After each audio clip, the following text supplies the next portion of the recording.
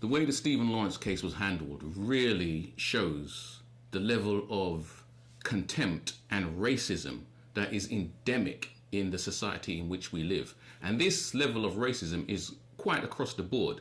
So to have to wait 18 years for the beginnings of justice to be served really shows not just me, but any intelligent person around the world can see for themselves that if you have to wait 18 years for justice, then there is no justice.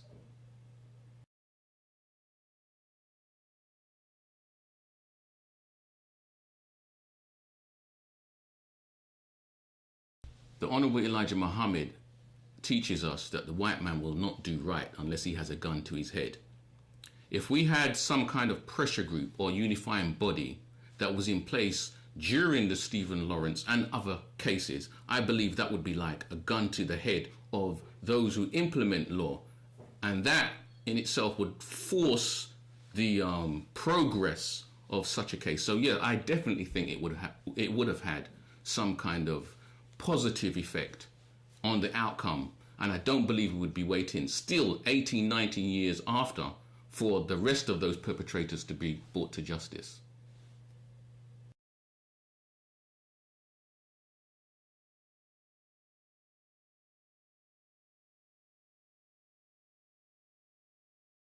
I suppose my initial thoughts on hearing the call for a National African Peoples Parliament is, here we go again. I mean, so many times in the past, we have had these calls for some kind of community cohesion and unity. And for whatever reason, it has not come about. But I like to be optimistic, and I know that we cannot make progress if we do not get ourselves involved. So I went to the meeting and I've never looked back.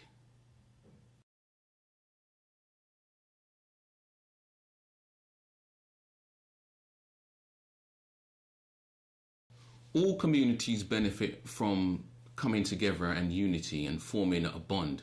There are many benefits for us just waiting for us. All we have to do is come together, grasp the nettle and get involved. Some benefits, however, are hidden until we actually make that step. And I believe that the best benefits and the greatest benefits for us are those hidden benefits that we will only see once we get up and get involved.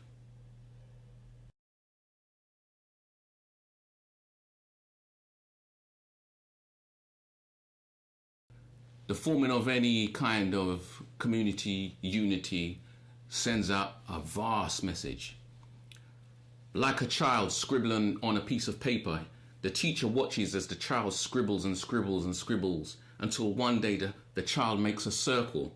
And in that circle, the child sees a face, and it recognizes that it can build on this face to become a person. And in our struggle as a people, we have been scribbling and scribbling and scribbling.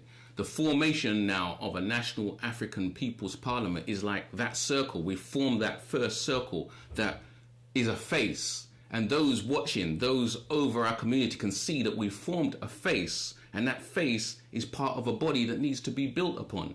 So it sends out a message that we as a community are serious. We're starting to stand up and form that body, arm, leg, arm, head. We're forming that body. And to some people, that is going to spell fear.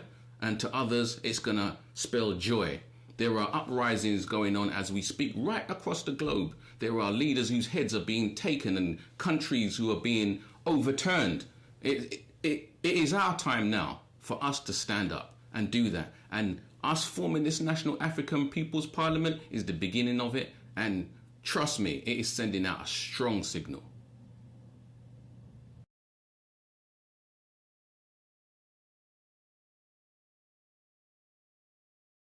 I'm a multiple media manager, which basically means I manage multiple forms of media, video, journalism, graphic design, etc., audio content. I would like to see the National African Peoples Parliament address the way we are portrayed in the media, in the wider media, and the way we portray ourselves in the media. There are many issues that African National People's Parliament should address, but that is one that is dear to my heart. The way we are projected, the way we are seen or not seen. You can turn on the TV and we are practically invisible. Unless we're doing something completely negative, we're absolutely invisible. So I'd like the National African Peoples Parliament to pressure those media groups in the wider society to change that reality, and also for us to pressure ourselves to clean up the image of us that we are currently putting out in the media.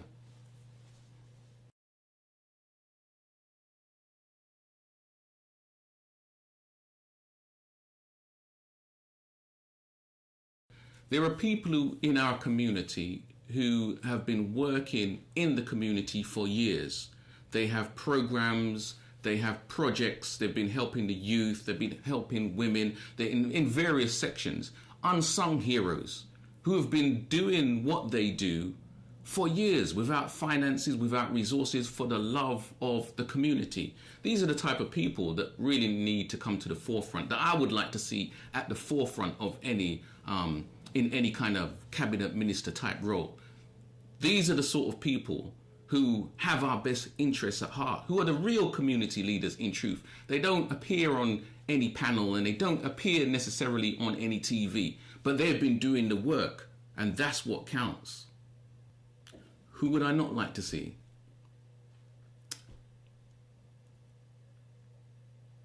A call went out into our community over a year ago to form a National African Peoples Parliament. A call went out in our community to community groups, to well-known so-called community leaders, and to, various lay people as well. Now, when I went to that meeting, I was quite surprised that many of the so-called main community leaders were not present. And when I went to the second meeting, many of those so-called same leaders were still not present. I went to the third, fourth, and fifth meeting. Still, some of those community leaders who I would have expected to be there were not at that meeting. So that tells me these sort of people who we see as community leaders, that we put up as community leaders, but when it comes time to unify as a people are not present, those are the sort of people we don't want to see. Those are the sort of people I don't want to see in any kind of leadership role in the National African Peoples Parliament.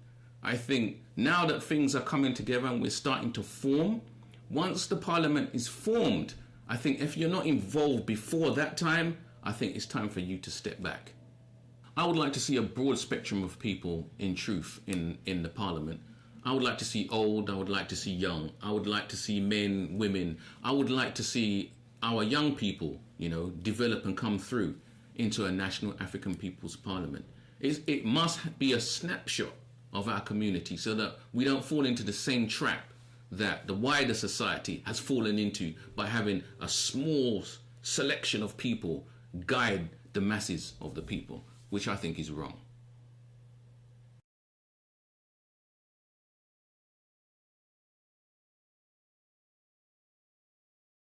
Yes, I see myself as a part of the National African Peoples Parliament. I work in media, and I want to continue on that level, working in the media, highlighting the issues that we need to highlight and publishing it across the globe and connecting with our family members wherever we are. And of course, if I get called to work in any other area of the National African Peoples Parliament, then that's what I was born for.